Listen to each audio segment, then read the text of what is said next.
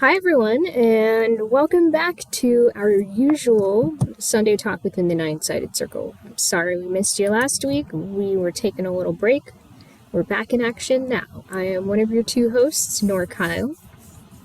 And I am the other one of your two hosts, Mushtaq Ali. I want to thank you for joining us, whether you're joining us here live. We have someone who's calling in from a boat on a bay, and that's fun.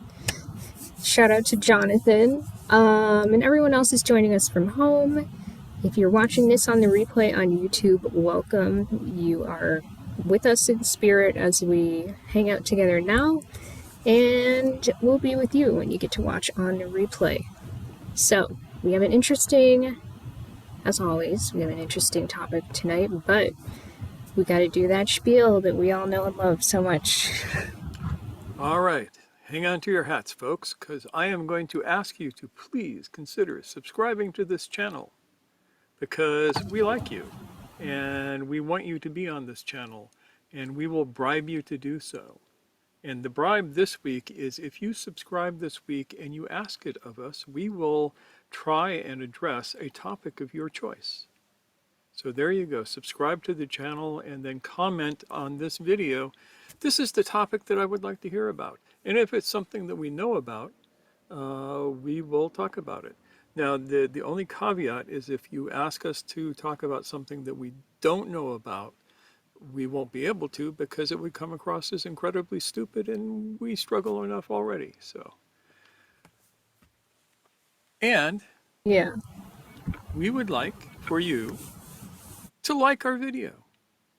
Everyone likes to be liked. So if you could consider clicking that little like button down there, we would be very grateful. It's the only way that YouTube algorithm knows to tell everybody on YouTube that we're incredibly cool is if you like our videos. And right now, we're not very cool because for some reason, even though hundreds of people view our videos, very few like them. I'm not sure what that means. I'm a little worried. Anyway, so there is that. So subscribe to our channel, like our videos. Start Um, self esteem. yeah, there you go. So that's the spiel.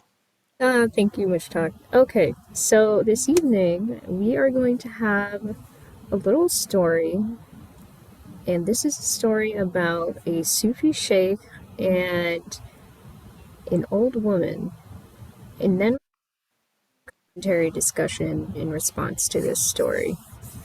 Now, Mushtaq, I know that you have some background to offer on this story. Well, this was something that I wrote down one evening after this conversation took place. Back in the day, when I was a young Sufi, please hear that in tune to Pirates of And Penzance. science. Yes. Um, I used to act as a servant and an aide to my teacher.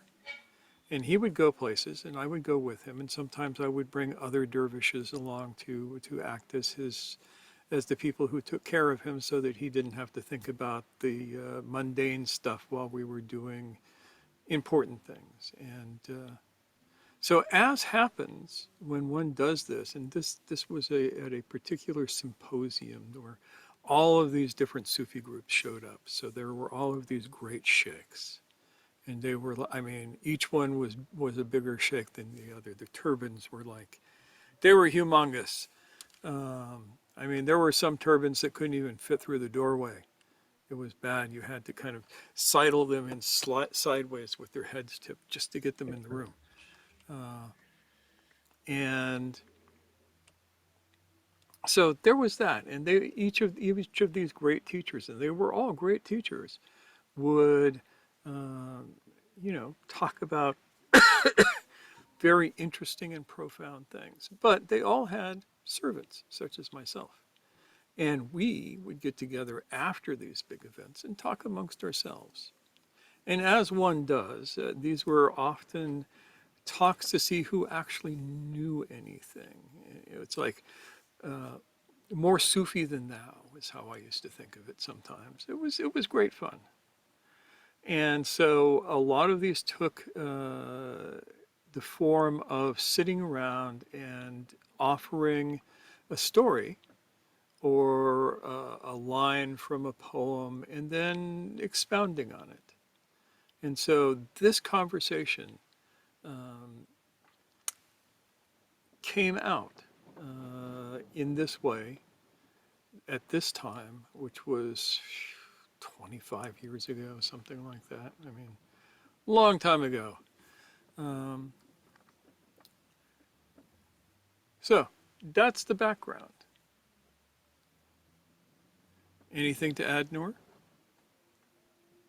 Just that I think it's funny that, all you ostensibly young bucks are sitting around kind of like challenging each other and seeing who's the, as you said, Sufier than thou. That must have been such a weird dynamic. But it was kind of fun because Yeah. it was all in fun. Were you all sitting around drinking tea and all that? Yeah, drinking tea, sometimes coffee, the occasional bubbly soft drink. Mm-hmm. Yeah. Mm-hmm. Was everybody suited up in their garb? Yeah, for the most part. I mean, oftentimes after uh, the main event was over, one would change out of one's formal duds into something more informal. Yeah. But it depends on how tired you were. So, how did it feel to be challenged by other Sufi dervishes there? Um, you know how much I love to argue, right? I thought that this was great fun. It's a way to sharpen your wit, to see what you actually know. Yeah. Uh, and, if somebody knows more than you learn from it. Did you ever get put in your place? I'm always in my place. Fair enough. Yes, All I am right. the boldest of the humble and the humblest of the bold, or something like that. That sounds like you. Yeah. So, So, just if you're gonna, do you want to tell us the story next? Maybe you can give us the scene between okay, you and so this dude. how do you know it was a dude? I don't actually, do I? No, you I don't. You mean, make assumptions. In this yeah. case, it was. So, this dude, I will tell you that this dude was a Naqshbandi dude, and his turban was way bigger than mine. So I started out at a deficit with this. Um, he said, I, he asked me to comment on this story. And here's the story. There was once a Sufi Shaykh of great knowledge and wisdom who traveled from town to town with his disciples. One of his disciples would go around the town when the Shaykh arrives, telling everyone, come and see the Shaykh who can prove God's existence in 70 different proofs. And everybody would gather around, being amazed by this idea that 70 different proofs of God's existence. And this old woman walked in, she had her staff because life had been heavy on her shoulders or something. And she comes in and she looks around and uh, she says, what's so incredible about that? All that it means is that he has 70 doubts to disprove. When the sheikh heard this, he told his student, see, that, take iman from the simple people.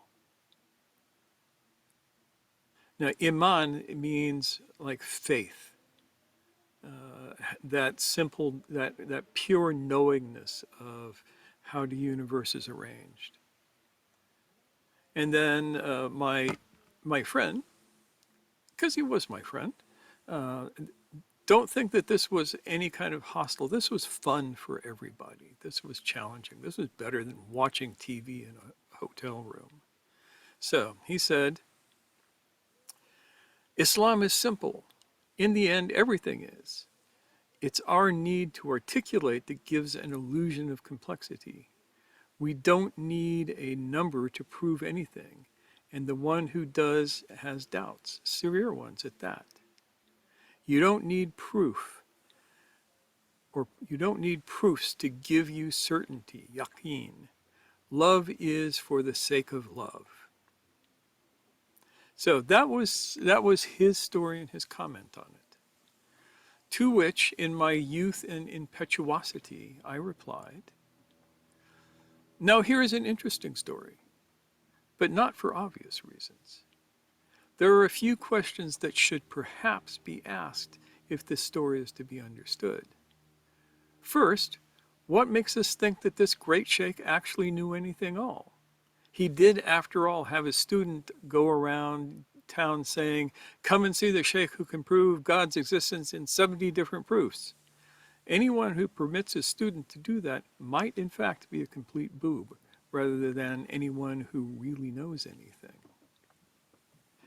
And then I asked, what about the old woman's reply was simple? Was it simple because she was old or a woman?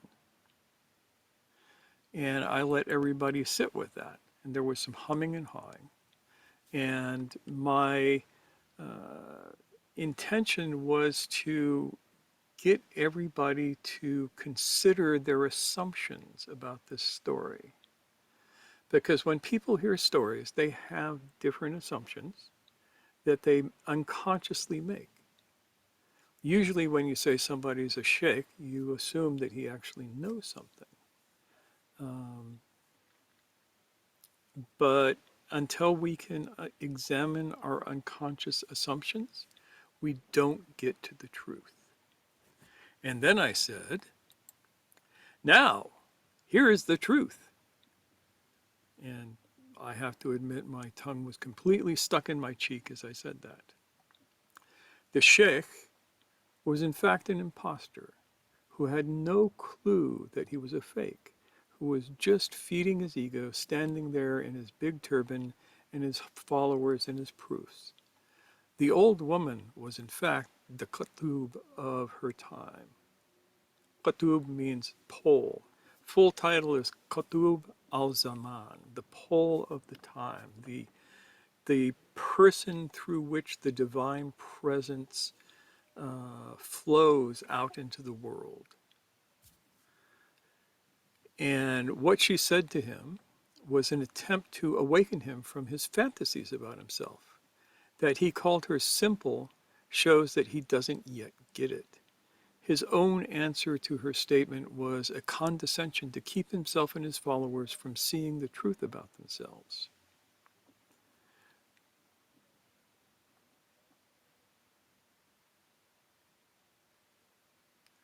And then my friend repeated back his statement about Islam is simple.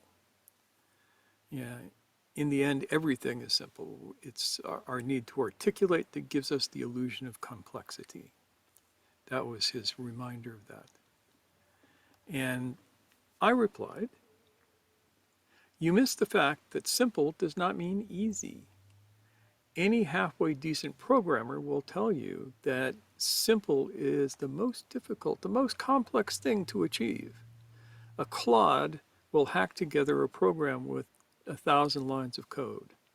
A master will do the same program with 100 lines. God makes human bodies with 23 pairs of chromosomes.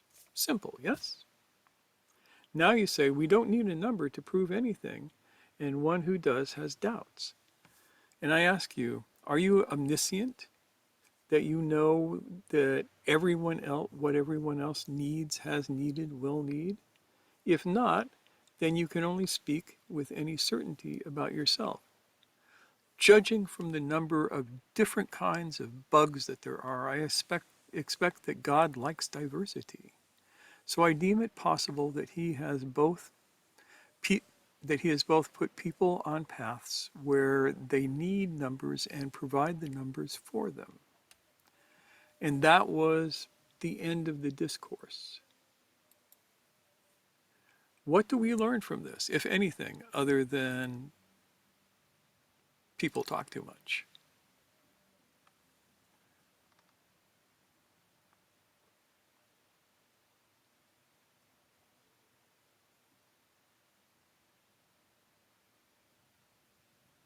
Don't everybody talk at once? Wants to give it a shot. Yeah. Everybody has something to teach us, no matter how elevated we may think we are socially or spiritually. Well, there is definitely that. And if we are arrogant to those who speak the truth to us, then we'll never learn the lesson.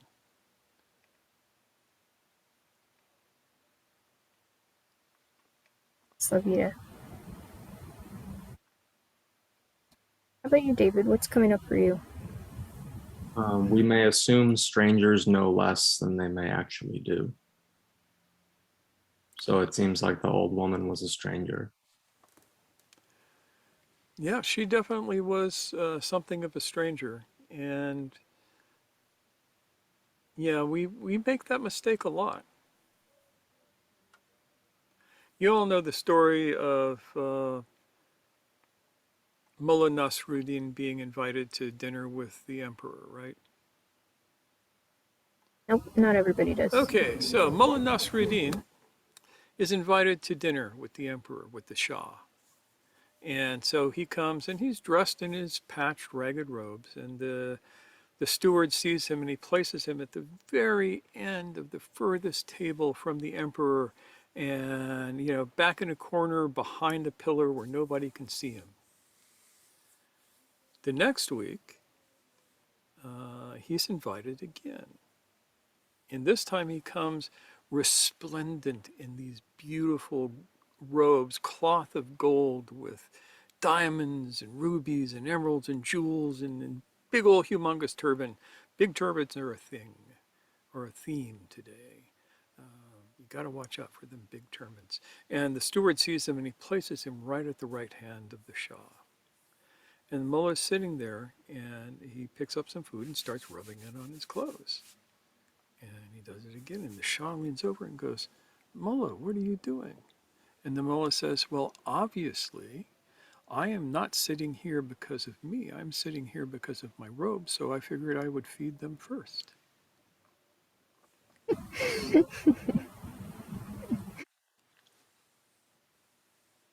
Sleep. Yeah. So this is a little bit like that. We see what we want to see or what we're conditioned to see. Vita says burn. Yeah, true that. Yep. And sometimes we will be completely wrong about that. There's a figure who we'll probably talk about next week, maybe. I don't know. We'll see. He's known as hare. He is the hidden saint, this possibly immortal being that has been hanging around since nearly forever. He's associated with both Elijah and Saint George. And he's a very important figure. He was the teacher of Moses, according to Islamic tradition. And many, many Sufi saints have received initiation from him. And even more have thought that they have received initiation from him. But he's notorious for appearing as all sorts of people who you wouldn't usually listen to. So that old hobo sitting on the bench with the sparkling green eyes may not be who you think he was. There's a story about that I'll save for later, for another time. So, what are the elements that we take from this? I see Nancy is unmuted. Thanks. Well, I'm thinking about the story, and the one thing I'm sure of is that the Sheikh was let off the hook. He didn't have to come up with the 70 proofs. Now, was this kindness to a bluffer? Was this possibly trying to tell the spectators who were attracted by the promise of complexity that they didn't need it? All good questions. What do you think? I don't know. One of my thoughts was that she was actually a Confederate of his. This was, they were going to give him food and money, and now he doesn't have to do 70 proofs. But perhaps that's too cynical. Could be. Or you could say he now does not need to have his 70 proofs challenged. Anybody can give you 70 proofs, but I mean, if you are in a society that practices proper argumentation, and that means being able to have express one's arguments for and against propositions, you are in a position where you have to defend your argument. So he says, this is a proof of God's existence. And somebody says, well, wait a minute. What about this and this? Doesn't that negate this? And so he has to explain it. I will say that just as a general thing, I'm intrigued by the idea of a time and place where you could actually gather a crowd that way. I mean, I would not want to try it among the people I know. Oh, but we gather crowds that way all the time. Here, today, at this very place. The language is slightly different, but the pattern is the same. Here is this great preacher. He has a megachurch. Come and listen to him, and he will explain to you how to live your life in such a way that God will give you money. Same thing. Yeah, or I have 70 debunkings of megachurches. Yeah, there's that. I mean, the amazing Randy is a great example of this. He had 70 proofs that everybody in the world was a fake without ever having met everybody in the world.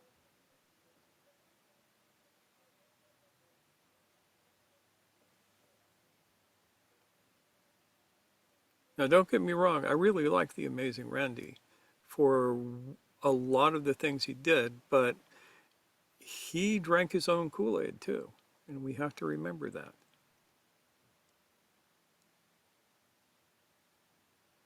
Fell into one of the great logical traps.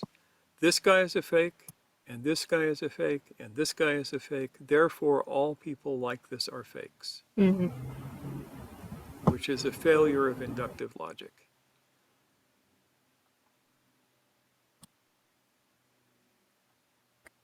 Yeah. If you were to ask somebody, do you think the earth is round? They would say, of course it is. Do you think I'm stupid? Everybody knows that. But I put it to you that unless you've proved it personally for yourself that the earth is round, it's not a truth. It's not the truth even if you prove it to yourself, because the earth is spherical. We live in 3 dimensions, man. But it's not perfectly spherical as far as I can tell, and I've proved it to myself because I've flown high enough above the planet that I could see the curvature of the planet, which is good enough for me. Right. So there's a few ways to do it, and I've not flown that high personally. So is it a truth? Not sure. Well, that Like gets into so many of my other beliefs. But there's 100,000 other beliefs I have that I've not proved. Yeah. Well, there's one of my favorite Rumi quotes, which comes from the Fihi Mafihi, which is a book of his teachings, not his poetry, where he says, if you tell a person the truth who does not have the capacity to understand that truth, it is as if you are lying to them. And it would be better that you lie to them in a way that they can understand, such as, yeah, dude, the world is round, even though it's not.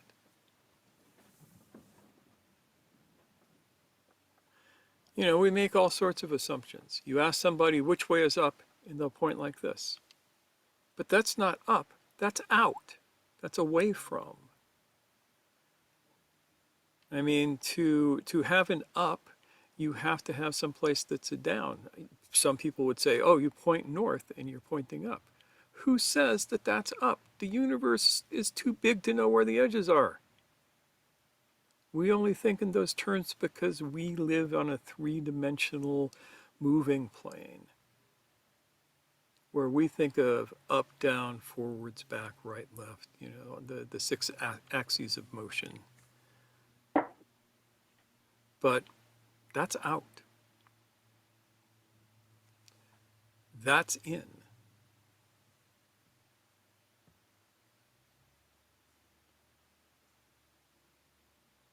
And even those are not true. It's just a slightly more inclusive description.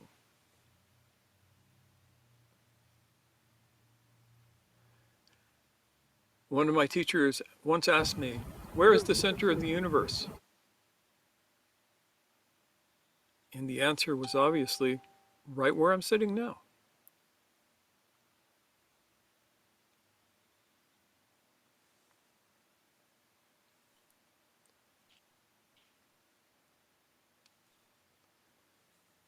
So we have a comment from Levita. Levita Yes. says, listening is a vitally necessary, often underutilized skill, and it is frequently given to people who appear to look a certain way or have achieved a certain status, not based on the merit of what they have to say. And she clarifies the benefit of being listened to, I mean. Oh, yeah. That's the thing. If I need to talk to people and I go in dressed in my suit with a good tie on, tied, you know, full Windsor knot, the whole 9 yards, my shoes polished, and I go walking in there and I sit down and I talk to them, they pay attention because I'm signaling that I am of a particular class of people. And if I say the exact same thing wearing an old hoodie, a t-shirt, and blue jeans, I'll get a completely different response to exactly the same words.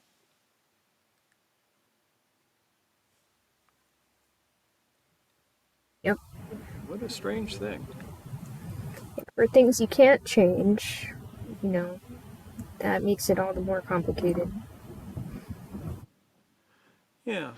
And in the story, the great Shaykh basically relegated the old woman's statement to, oh, look, this simple peasant woman has great iman, great faith, so she doesn't need to listen to these proofs. Which is incredibly dismissive. There's, Like, yeah, oh, go, these aren't for you, so, you know, don't worry about that. yeah, it's also, God, what do they call them? There are phrases that you use to stop the conversation. Cult leaders do it all the time. You know, these I little can't phrases. remember the term. Yeah, I can't remember the term either. I will have to look it up somewhere. But it's something that is used all the time when somebody asks, Lectors? yeah, an Something uncomfortable like question. that. Yeah. But you find it like in the South, you hear, "Oh, bless your heart." That's a conversation stopper. I'm not sure if it's quite the same thing, but I've heard about a technique called thought stopping. That's probably it. That sounds close enough to it. And you know there are these pat phrases that are designed to just the conversation stops right there. You can't go on because the teacher has said this phrase that means, oh, this is not worth listening to. So,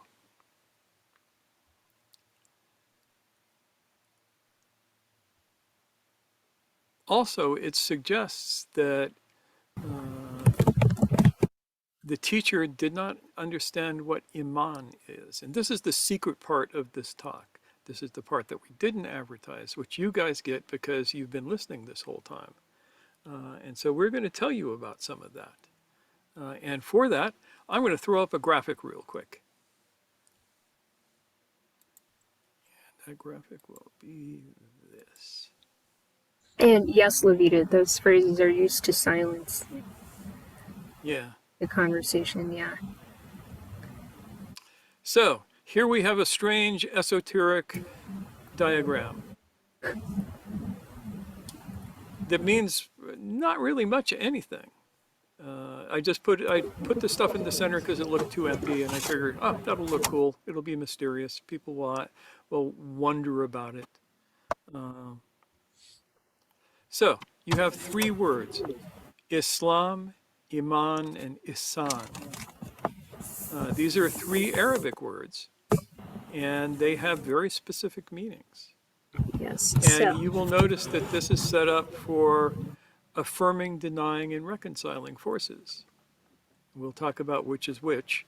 We'll tend to read them counterclockwise in this case. so Iman, Ihsan, Islam. Yes.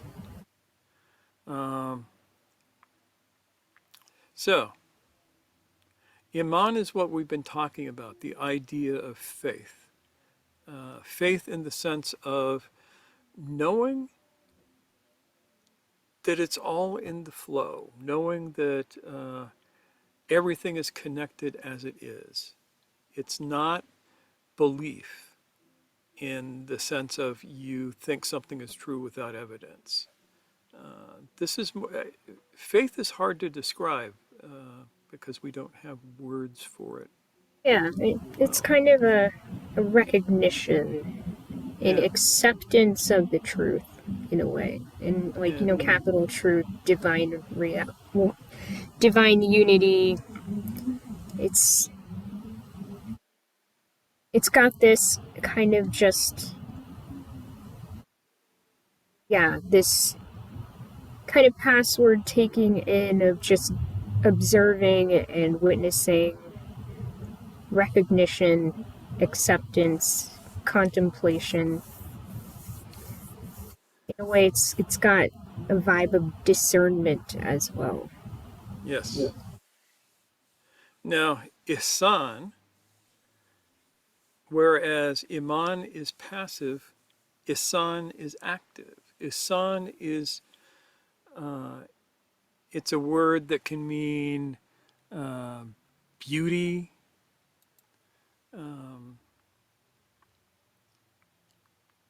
Yeah, it's like excellence, beautification, perfection. It's got this sense of bringing this inward faith into outer action. So you're acting on those values and principles that you've discerned through faith and through recognition of Iman. And you're making a positive impact on the external world rather than just being inward with your thoughts and your discernments and all that stuff. So it's like you've taken a recognition and acceptance and you're turning it into demonstration. Yeah, and that demonstration can be anything. I mean, you take the old man who sweeps the walkways in the garden, and they can do this in a way that is beautiful and makes everything more beautiful and everything more harmonious.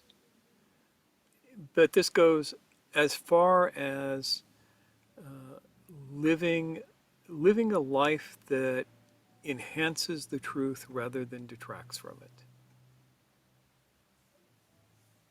And that gets us to Islam. Islam in Arabic, it means surrender, but it comes from the root that means peace. And people hear it and they say, oh, surrender to God. And then they think of God as this grumpy old dude floating on a cloud somewhere. And it ain't that. I see McQueen unmuted. Did you have something you wanted to say? No? Okay, good. All right, no problem. Yeah, so continue, Mushtaq. Islam, Yeah. surrender. Yeah. So it is to surrender to the real, surrender to the true, um, to surrender to what is.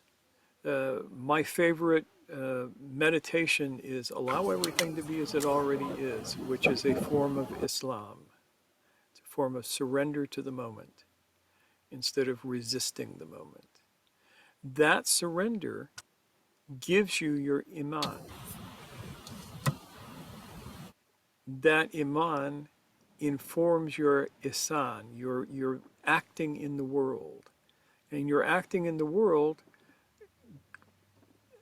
informs your surrender, which informs your acting in the world, which informs your faith. It's a triangle that goes either way. Yeah, And it so can start at it's any point and go to any point. they're obviously all interrelated, Yes. and there's a harmoniousness of thought and action that manifests in Islam. So it's kind of like, this holistic sense of inward and outward. And it has this quality of confidence to it, of trust and going with the flow, as it were.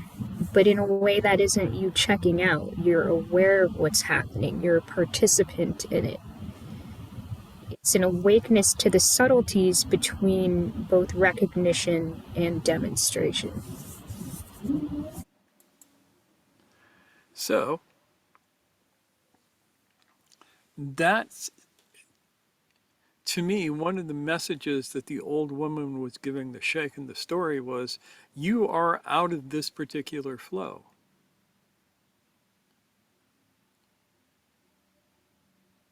She is saying, you got these 70 proofs, which means you have doubts. You haven't surrendered your doubts. And the thing is, you need to both surrender your doubts and surrender your proofs.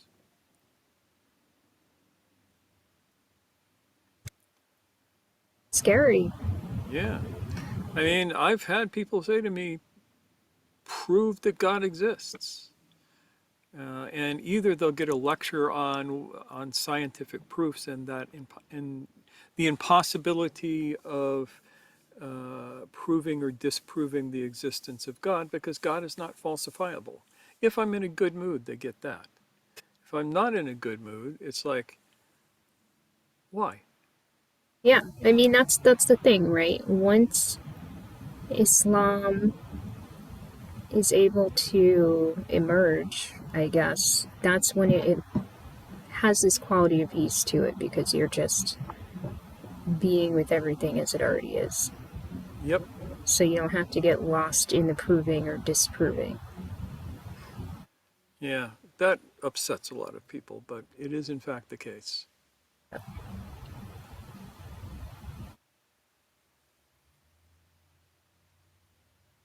Wait, what upsets people? I didn't hear anything upsetting there. What did I miss?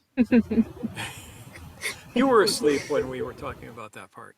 Now, what upsets people is, Noor, help me out. What upsets people? I think people want you to get riled in a way. Yeah, They feel like their questions are worth being riled over.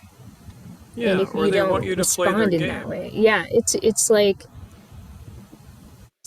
they may not even mean to be goading, but often they are actually. They're trying to get a rise out of you so that you will get caught up in this hamster wheel of proof or disproof. Yeah, but that's always a trap, because when you say, God, I don't know what you mean. And so if I try and prove to you what's in my head, you can go, no, that's not it. Um, and my conception of the divine or ultimate reality is probably different than the person who asked the question. Yeah. This is kind of one of those things where it's like, you know, the Tao that can be talked about is not the Yes, Tao. the ice cream cone that can be eaten is not ice cream. Wait, what? What?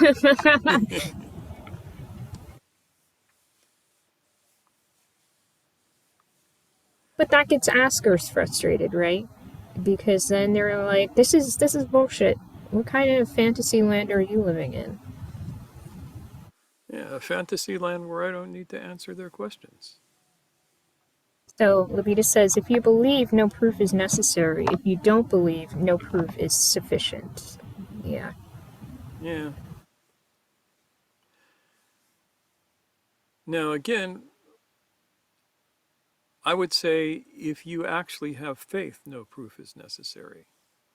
Because I think that making the distinction between faith and belief is very, very important.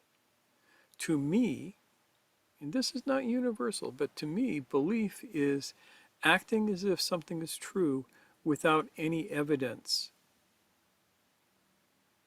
So, belief is there's an old fart sitting up on a cloud somewhere, glaring at everybody, just waiting for you to do something that he disapproves of so you can get smited. Right? Smited. Smote, which is different than smitten. I like Not as smited. fun. Jonathan, are you unmuted? Did you have something you wanted to share? Yes, I did have a comment. I wanted to get a little personal here. I mean, I've been listening to you two, Mushtaq and Noor, for over a year now. And I still am asking myself, you know, is it true what these guys are coming up with? And then I look carefully as I'm watching the videos and at your postures and your facial expressions, and I listen intently to what you say, and it sounds good. And I even get good feelings sometimes about what you're expressing. But it's only when I follow some of the exercises and get actual real-time proof of that they're working, the exercises can work for me, that I'm like, yes, that's what is the truth for me, what's important for me. That may be the smartest thing anybody has said this evening.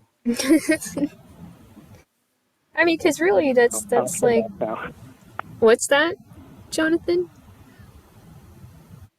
You know, I'll shut up now. Well, you don't have to shut up. I mean, obviously, we really. We like this. Yeah, I appreciate you saying that, because ultimately it's one of those things where it's like, don't take our word for it. Yeah, I mean, the best we can say is that this is the truth as we know it, and this is how we arrived at this truth. Yeah, and And even then you can Mushtaq check and our I work. have, yeah, like you and I, Mushtaq, you and I probably have slightly different experiences, but we're able to talk about it because we both had a taste of it, if that makes sense. Yep. Yeah, but one of the places where one finds the proof is in the isan, in the actions, in the doing in the world, which is the only thing that anybody can see. Nobody can see your faith. Nobody can see your surrender, but they can see what you do and the effects of what you do and how that acts upon the world.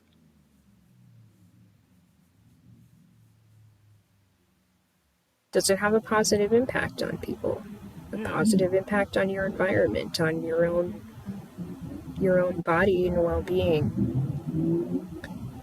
Is it something that people see and think, I want to emulate that? And do they get similarly good results? Yeah, or as I like to say, that old quote, I wish I had come up with this, though I didn't. But if nobody else had, I would have. Live your life in such a way that the Westboro Baptist Church pickets your funeral.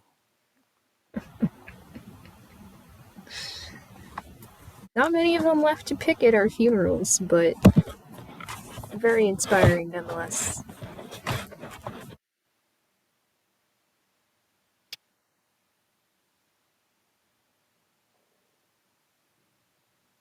Yeah, so I mean, these are terms that have for some, very religious connotations, but the way that we're using them, this is something that it doesn't have to be a Muslim thing. This is No, kind of an we everybody thing.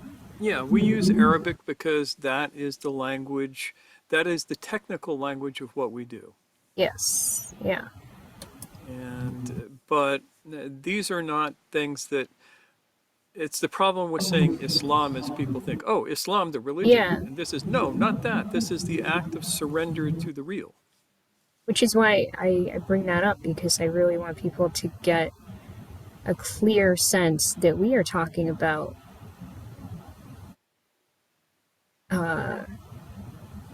something that everybody can connect with, not just Muslims. Yeah. As a matter of fact, sometimes Muslims have a harder time connecting to this than anybody else. Yeah, in fact, they may get so caught up in the words and like traditional meanings, and as we're talking about assumptions and meta stories about these words, that they become a trap as opposed to something useful.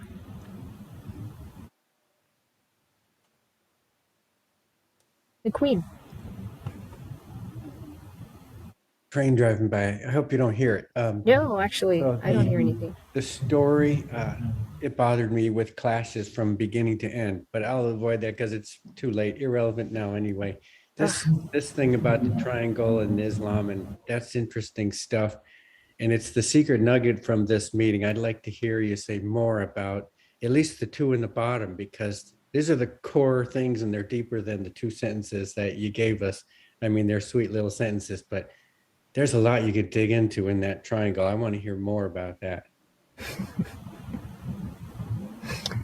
Digging into that triangle. All right, hold that thought. Jonathan, did I see you unmuted? Okay, maybe not. All right. So anyway, what more can we say about this triangle, Mushtaq? What more can we say about this triangle? Let us make this triangle appear magically upon the screen again. Jonathan, yes. Yeah. Sorry, can you hear me? Yeah. Mm-hmm. Oh, yeah. I just wanted to give a practical example. A short while ago, I was doing a walking meditation, and I saw a stranger approaching me from the opposite direction. And I noticed something odd about the way he was walking. And then I knew straight away what it was. I knew that he was suffering from lower back pain. And as I passed him, I said to him, "Hi, how is your back feeling this morning?" And he stops and he looks at me, not with amazement, but he said, "My back's feeling fine, thanks for asking." And then we started to have a nice conversation about his back. And the point I'm making is, with very basic practical observations, I wasn't even aware of how I was able to tell, but it was probably just I saw something in the way he wasn't walking right. But it was the fact that I was in an awake state that I captured the essence of that he had the pain. Just very, very practical and simple example for me of becoming aware of the truth of something that didn't have to be, I didn't have to have it explained to me. So did he acknowledge that he had back pain? Yeah, yes, he did. But he didn't need to say, yes, you were right, I have back pain. It Yeah, was yeah. clear by our conversation that you got it. I got it right. Very interesting. Thank you for sharing, Jonathan. Oh, thanks. So here we have the thing up again. Now, the bottom two are interesting, but this is like the fire triangle. I love to use this example because I learned it when I was a little kid in elementary school when the fireman came in and explained to us about how fires started, and he had a felt board. People don't even know what felt boards are anymore, but they're a way of sticking things up on a board, and all the things are made of felt. So And they so, like stick together. Yeah. yeah, so you stick on it and it stays up there and it's easy to take off and you don't need glue or anything. This was Or way before Velcro. Velcro. Yeah. Yeah. So he had a felt board and put a triangle up there and said, here's heat, here's oxygen, and here's fuel. And you need all three of these things to make fire. If you take one of these things away, the fire goes out.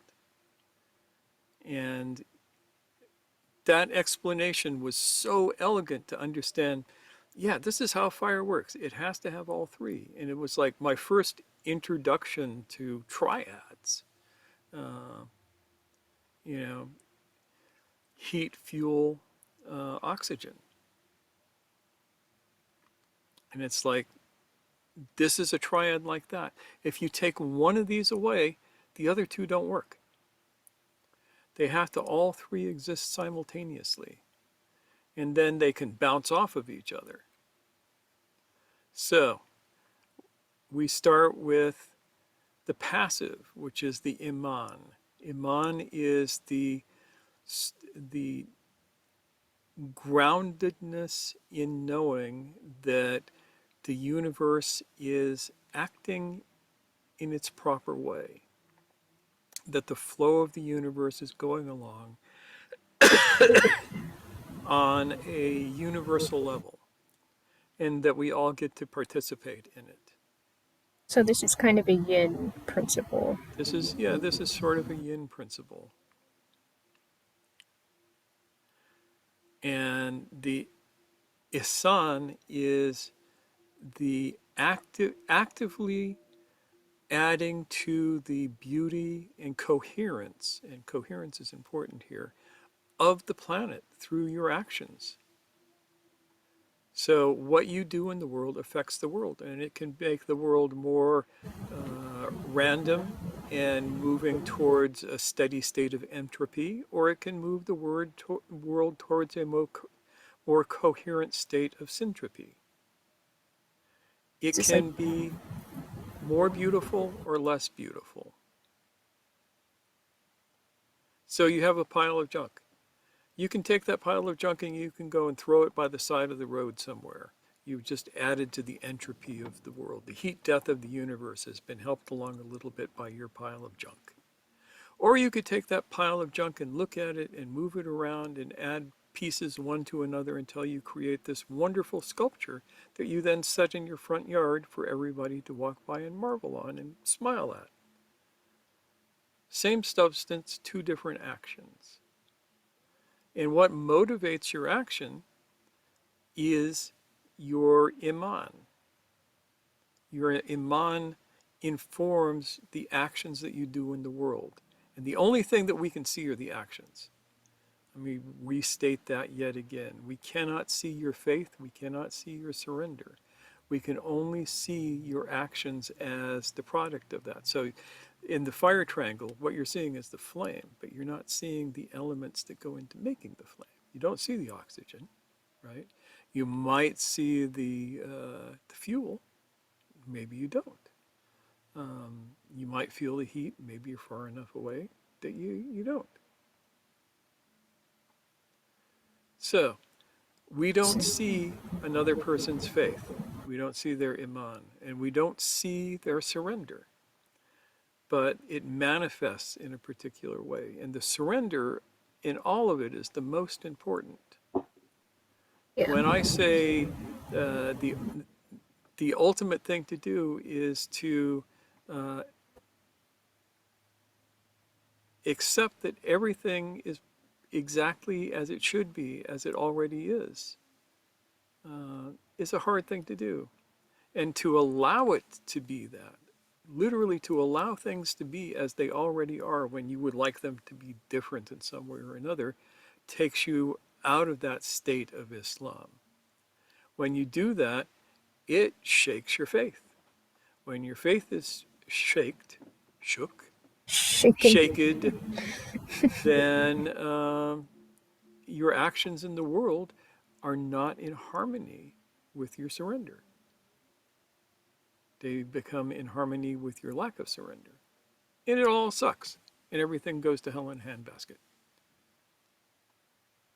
Sucks. So there's a little bit more on that concept, Did which, that help? like I said, Queen? is the It's enough for now. I'll chat more if I want more. Thanks for saying all that. Sure. okay. And some of this you may need to figure out for yourself, Yeah. Yep.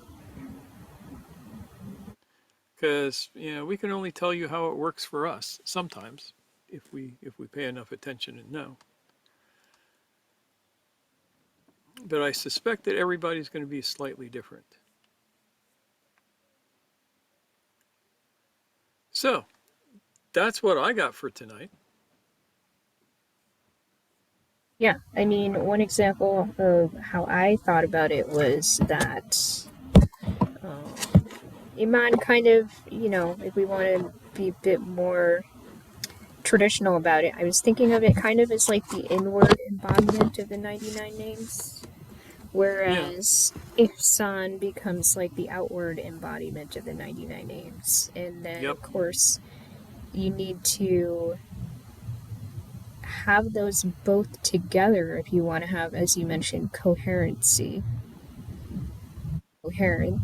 And that's where Islam comes in.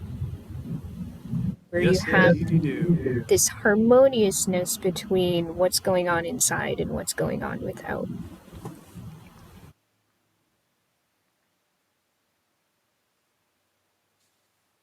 And of course, the 99 names, for those who don't know, is a reference to the Sufi practice of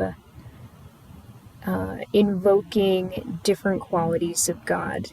The 99 number is said to represent infinity. Like, there may be a list of literally 99, but they all reflect different aspects of God as manifested in the universe as we experience it. Yeah, they say that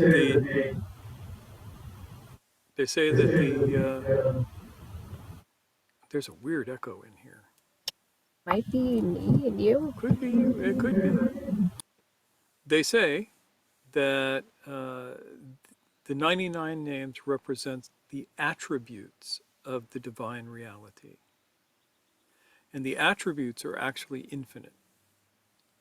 There is no end to the theophany of the divine presence in the universe. So, for that, you have all of these different names, al-Salam, al-Wadud, all this kind of stuff. And then you have Allah, which is the attribute that contains all attributes, Yeah. which is why it's used. It And gets then straight to the point. Yeah. you have the hidden name, the secret name, the name of the essence of the divine. Not the immanent, but the transcendent. And that's a secret name that we never tell anybody, ever, not even once. Not even whispering it in our sleeps. Not even sleeps. Not even in our sleeps.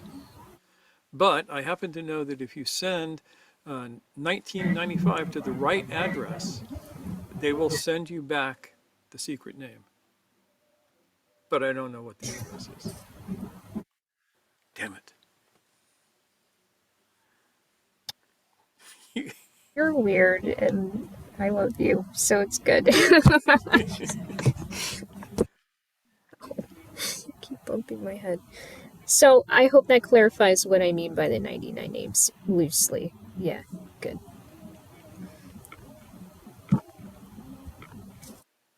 Anything else we want to add? Any further questions? Nah, I think that's all I wanted to say about it tonight. Yeah, okay. Cherie, are you there? Just hanging out today? Yeah, I'm here, but I missed the beginning, so I'm really appreciated the Queen's questions. Yeah.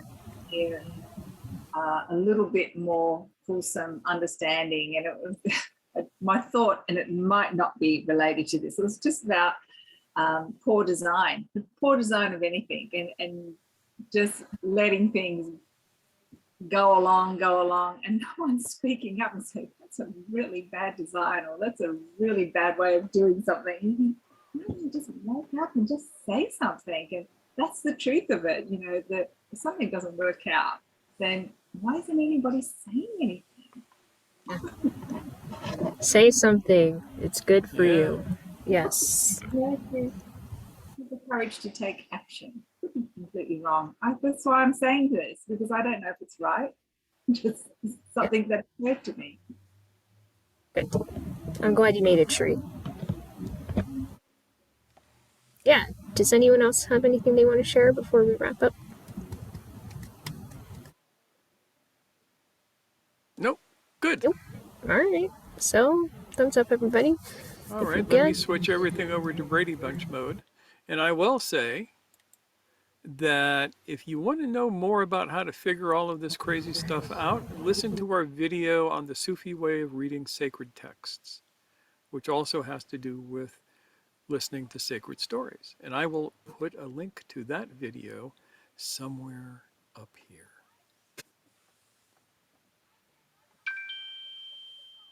There's our plug. There's our plug. And we should wrap it up before they start playing more incredibly loud mariachi music. Oh my gosh, yes. We've been competing with that all afternoon. All right, it's been so lovely to spend this time with all you. Thanks for being here. And, you know, we're back to our usual routine, so we will see you all next week. Same time, same place. Is next week our double? Yes, it is. So we will see you all next week at both 10:30 and 6:30. Yeah. That is 10:30 a.m. and 6:30 p.m. Pacific Daylight Time, specifically. So yeah, we don't know what we'll be talking about yet, but we will have fun figuring it out and sharing it with you when we do. We'll all be surprised. Yeah. Thank you, everyone. Let's wave to each other and everyone who's watching on Take YouTube. Care. And we will High five see to you all McQueen next because time. he's very good at the fist bumps. All right, and we'll all see you soon.